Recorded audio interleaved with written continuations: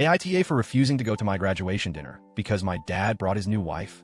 I, 18F, just graduated high school last weekend, and what should have been one of the happiest days of my life turned into a mess that I'm still trying to process. I need some outside perspective because my dad and part of his family are calling me selfish, and now I'm starting to wonder if they're right. So, here's what happened. This year has been a whirlwind for me. I pushed myself harder than ever to finish school with honors, applied to multiple universities, got accepted into my top choice, and even secured a small scholarship. I'm the first in my family to graduate high school with honors and go straight to university, and I was honestly proud of myself. It might not sound like a big deal to some people, but to me, it was huge. I didn't want a party, or gifts, or a big celebration. All I asked for was a quiet family dinner after the ceremony. Nothing extravagant, just my mom, my dad, and my younger brother, 16M. That's it. One peaceful evening where we could all sit at the same table, eat a meal, and celebrate this milestone together. Here's where it gets complicated. My parents are divorced, and not the amicably co-parenting kind. It was a really painful, messy split. My mom found out that my dad had been cheating. The details were fuzzy, but everyone kind of knew that his now wife, Kim, was already in the picture before the divorce was final. My mom never tried to poison us against him, but I remember nights where she cried in the kitchen when she thought we were asleep. The betrayal really broke her. That said, both of my parents have made efforts to keep it civil for my brother and me. They show up to school events without drama, smile for pictures, even sit near each other sometimes. It's awkward, sure, but manageable. So when I asked them to have dinner together after my graduation, it didn't feel like too much. The one thing I specifically asked for, pleaded for, really was that Kim not come. I wasn't trying to be petty. I wasn't asking to exclude her from my life forever. I just wanted one night where my mom didn't have to sit across from the woman she believes contributed to the end of her marriage.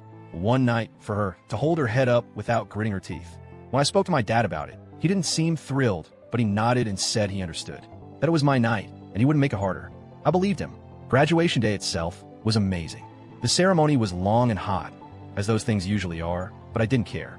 I walked across that stage, heard my name called with honors, and saw my family standing and clapping. For a moment, everything felt right. We took photos outside afterward. My mom hugged me so tightly. My dad looked proud. My little brother kept pretending not to cry, which was kind of adorable. It felt like just for that day, everyone could be on the same team. Then came dinner. I had made a reservation at a nice restaurant. Not fancy, but cozy and special. Something we could all enjoy. I arrived a bit later than everyone else because I had stayed back to take a few pictures with friends. When I walked in and saw who was already seated at the table, my heart dropped. Kim was there, wearing a white dress, sitting next to my dad. Sipping from a wine glass like this was her event too. My mom looked like someone had punched her in the stomach. Her face went pale, and she was clearly trying not to react. She wasn't crying or yelling. She just looked stunned and so small. My little brother gave me this look like, please don't explode. But I didn't need to explode. I was too tired, too disappointed, and honestly, too heartbroken. I walked over to my dad and whispered, "Why would you bring her? I asked you not to." He looked at me and said, completely flatly, "She's part of the family now. If your mom can't handle that, it's not my problem." I don't even know how to describe the feeling I had in that moment. Like I wasn't a person to him anymore, just a stage for him to prove some point about Kim. He didn't care that it was my graduation. He didn't care that my mom was clearly in pain. He cared about making sure his new wife didn't feel left out, even if that meant trampling the one boundary I'd set. I looked at my mom, who gave me a small, tight smile that said, "It's okay, let's just get through this." And that almost broke me more, because she was willing to swallow her pride for me, and my dad wasn't. So I turned around and left, quietly. No yelling, no scene. I just walked out of the restaurant, ordered an Uber, and went straight to my best friend's house. When I got there, I went straight to her room and cried. Not the soft kind of crying, like full-on, ugly sobbing. I didn't even eat dinner. I just wanted to disappear. Later that night, I got a text from my dad. No apology, no concern, just a short message that said, "You were immature and selfish tonight. You made Kim feel completely unwelcome and ruined what could have been a nice evening. Grow up." I stared at it for a long time. Then came another one from my aunt, his sister. "Sweetheart, I know things are tense, but it was just a dinner. You didn't have to overreact like that. Sometimes you just need to be the bigger person and let it go." Let go? Let go of what? My own graduation dinner? My one request? I didn't respond.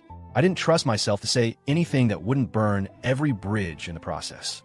My mom hasn't said much about the incident since. I think she feels guilty, like if she had just put on a better face, none of it would have happened. But she doesn't need to apologize. She respected my boundary. My dad didn't. It's been a few days now, and I still feel sick when I think about it. Not just because of what happened, but because of how quickly my dad turned it on me. Like I was the problem. Like I ruined the evening. But I didn't cause a scene. I didn't yell or cry or demand that Kim leave. I simply removed myself from a situation where I felt disrespected and ignored. I didn't want to celebrate anymore. I didn't want to sit there pretending that everything was fine when it wasn't. And I'm tired of always being the one who's expected to swallow my feelings for the sake of everyone else. For years, I've watched my mom do it. Smile through pain. Be polite when she shouldn't have to be. And now I'm supposed to do the same? On my night? I don't hate Kim. I don't even blame her fully for what happened. But I don't owe her a seat at every table, especially not at the one I specifically asked her not to be at. I'm not trying to keep her out of my life forever. I just wanted one dinner, one evening, 2 hours. I'm heartbroken that my dad chose this hill to die on. Now, my dad won't talk to me.